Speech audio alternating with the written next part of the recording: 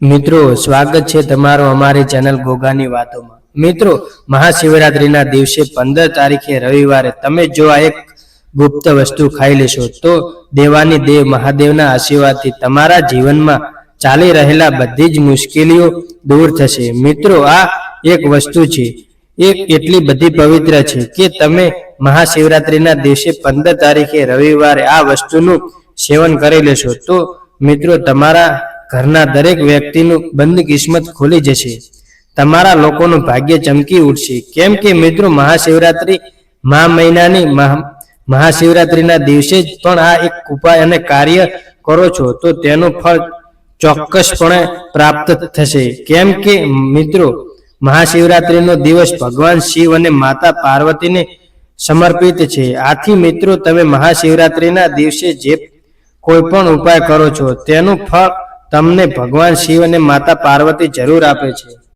આથી 2026ના વર્ષની મહાશિવરાત્રીના દિવસે રવિવારે 15 તારીખે જો તમે આ એક વસ્તુનું સેવન કરી લેશો તો તમારા ઘરમાં ચાલી રહેલી દરિદ્રતા દૂર થઈ જશે। જો તમારા ઘરમાં ગરીબી, દરિદ્રતા તેમજ દોષ જેવા કે વાસ્તુ દોષ, શનિ દોષ, મંગળ દોષ, ગ્રહ દોષ હશે તો મિત્રો એ પણ દૂર થઈ જશે।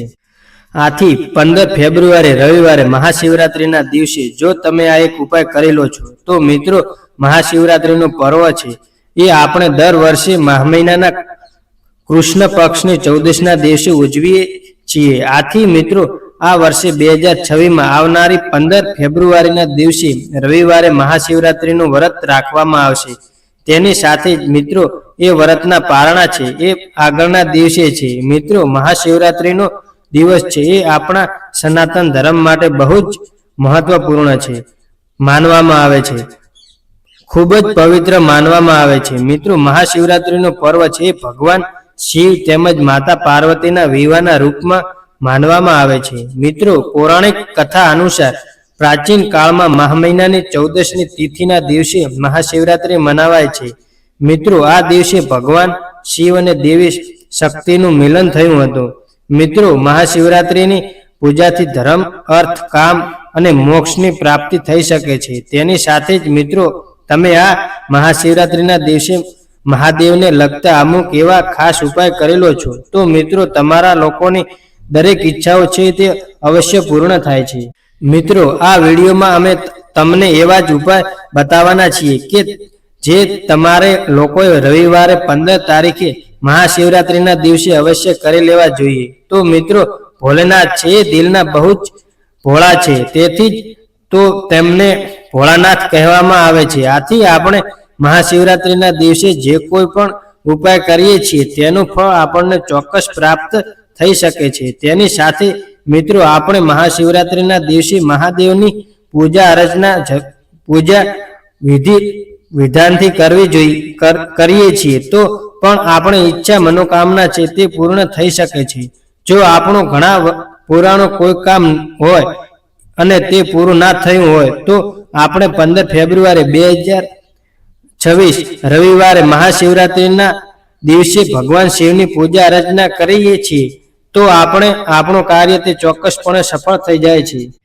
આથી મિત્રો, આ 2026ના વર્ષની મહાશિવરાત્રીના દિવસે ઘણા બધા એવા દુર્લભ સહયોગનું નિર્માણ થઈ રહ્યું છે। આથી મિત્રો, મહાશિવરાત્રીના દિવસે સૂર્ય, ચંદ્ર તેમજ શનિનો વિશેષ યોગ બની રહ્યો છે। મિત્રો, આ યોગ છે સફળતા અને સમૃદ્ધિનું પ્રતીક મનાય છે। મહાશિવરાત્રીના દિવસે શિવયોગ અને સિદ્ધિ યોગનો સહયોગ પણ બની રહ્યો છે। આથી મિત્રો, આ યોગમાં જો તમે પૂજા અર્ચના કરો છો તો તમારી મનોકામના જલ્દી પૂર્ણ થઈ શકે છે। આના સિવાય મિત્રો, 15 ફેબ્રુઆરી રવિવારે મહાશિવરાત્રીના દિવસે અમૃત સિદ્ધિ યોગનું પણ નિર્માણ થવા જઈ રહ્યું છે। આ યુગમાં તમે જે કોઈ પણ કાર્ય કરો છો તે જ વ્રત કરો છો તો તેનું ફળ તમને બહુ જ વધારે મળી શકે છે। માતાઓ, બહેનો અને બધાને જણાવીએ છીએ કે અમુક એવી રાશિઓ છે કે તે લોકોને ખૂબ શુભ ફળની પ્રાપ્તિ થવાની છે। હિન્દુ ધર્મશાસ્ત્રોમાં મહાશિવરાત્રીના પર્વનું બહુ ખાસ મહત્વ રહ્યું છે। મિત્રો, મહાશિવરાત્રીના દિવસે ભગવાન શિવ અને માતા પાર્વતીના વિવાહ થયા હતા। આ કારણથી જો તમે મહાશિવરાત્રીના દિવસે ભગવાન શિવની પૂજા અર્ચના તેમજ તેનો અભિષેક કરો છો અને આ દિવસે માતા પાર્વતી અને ભગવાન શિવના વિવાહ પૌરાણિક કથા અનુસાર કરો છો, તો મિત્રો એવી માન્યતા છે કે આ દિવસે ભગવાન શિવની વિધિ વ્રત પૂજા કરવાથી જીવનમાં ખુશી તેમજ સુખ સમૃદ્ધિ આવી શકે છે, બધી ઈચ્છાઓ પૂરી થઈ શકે છે. તેની સાથે જ મિત્રો તેમના બધા દુઃખોથી બધા જ દોષોથી છુટકારો મળે છે. આથી મિત્રો આ વર્ષ 2026ના વર્ષની મહાશિવરાત્રી છે એ બહુ ખાસ છે. મિત્રો 15 ફેબ્રુઆરી રવિવારે મહાશિવરાત્રીના દિવસે પ્રયાગરાજમાં જઈને ગંગા સ્નાન કરો છો તો પણ મિત્રો તમને મોક્ષની પ્રાપ્તિ થઈ શકે છે, તેમજ તમારી સંમત મનોકામના છે એ પૂર્ણ થઈ શકે છે. આથી મહાશિવરાત્રીના દિવસે જો તમે કોઈ પણ પવિત્ર તીર્થમાં સ્નાન કરો છો તો પણ તમારી બધી જ મનોકામના છે એ પૂર્ણ થઈ શકે છે. તો મિત્રો આવો હવે આપણે જાણીએ કે તમારી 15 ફેબ્રુઆરી રવિવારે મહાશિવરાત્રીના દિવસે એવી કઈ શુભ વસ્તુનું સેવન કરવું જોઈએ, એટલે કે તમારે એવી કઈ વસ્તુ ખાઈ લેવી જોઈએ કે મહાદેવની કૃપાથી તમારી મનોકામના છે એ પૂર્ણ થઈ શકે. તેથી સાથે મિત્રો જો તમે મહાશિવરાત્રીના દિવસે આ વસ્તુ ખાઈ લો છો તો તમારા ઘરની જે પણ ગરીબી છે એ સમાપ્ત થઈ શકે છે. અને જો તમારા ઘરમાં દોષ હશે જેવા કે પિતૃદોષ, વાસ્તુદોષ, શનિદોષ અને નજર દોષથી પણ તમને છુટકારો મળે છે. આથી મિત્રો રવિવારે 15 તારીખે મહાશિવરાત્રીના દિવસે આ એક અવશ્ય વસ્તુ ખાઈ લેજો.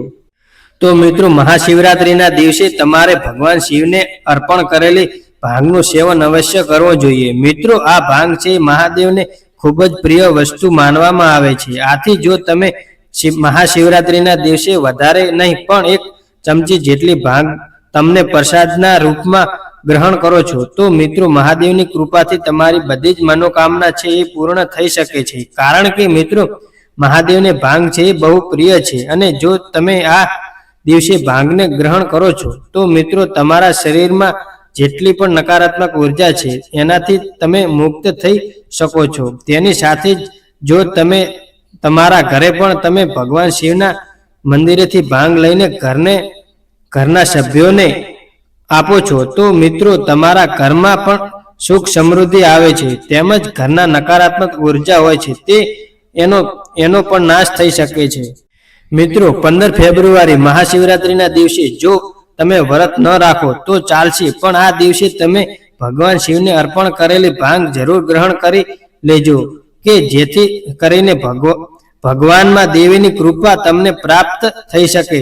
તેની સાથે જ મિત્રો શિવ પુરાણમાં એવું જણાવવામાં આવ્યું છે કે દૂધ, દહીં, ઘી, મધ અને મિત્રો ગંગા જળથી શિવલિંગનો અભિષેક કરવાથી ભગવાન શિવ છે એ બહુ પ્રસન્ન થઈ શકે છે. મિત્રો જો તમે આ વસ્તુમાંથી કોઈ વસ્તુ અભિષેક ન કરી શકો તો માત્ર તમારે એક શુદ્ધ જળના ગંગા જળ ભેળવીને ભગવાન શિવનો અભિષેક કરવો જોઈએ. મિત્રો જ્યારે પણ તમે અભિષેક કરો છો ત્યારે તમારે મહામૃત્યુંજય મંત્રનો જાપ કરતો રહેવો જોઈએ.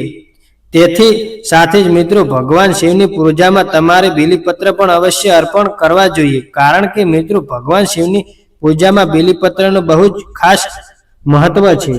કારણ કે મિત્રો બીલીપત્રના વૃક્ષને સાક્ષાત મહાદેવનું વૃક્ષ તરીકે ઓળખવામાં આવે છે. કારણ કે મિત્રો પૌરાણિક માન્યતા અનુસાર એક શિકારી વન્ય જીવોના ડરથી બીલીપત્રના વૃક્ષ નીચે આખી રાત બેઠો રહ્યો હતો અને મિત્રો એ ભિખારીને ઊંઘ ન આવે એટલા માટે બીલીપત્રના પાનને નીચે ફેંક રાખતો રહ્યો અને મિત્રો સંયોગ એવો બન્યો કે બીલીપત્રના વૃક્ષની નીચે શિવલિંગ સ્થાપિત હતો અને મિત્રો આ શિકારી દ્વારા બીલીપત્રના પાન નીચે પડવાથી મિત્રો એ પાન છે એ સીધા ભગવાન શિવને જ અર્પણ થતા હતા. આથી મિત્રો એ શિકારી સામે ભગવાન શિવ છે એ પ્રગટ થઈ ગયા હતા અને મિત્રો એ શિકારી છે એ મોક્ષનો અધિકારી બની ગયો હતો. આથી મિત્રો શિવ મહાપુરાણમાં એવું કહેવામાં આવે છે કે જો તમે 3 પાનવાળો બીલીપત્ર છે એ શિવલિંગ ઉપર અર્પણ કરો છો તો એ વ્યક્તિ પાપ મુક્તિ થઈ શકે છે.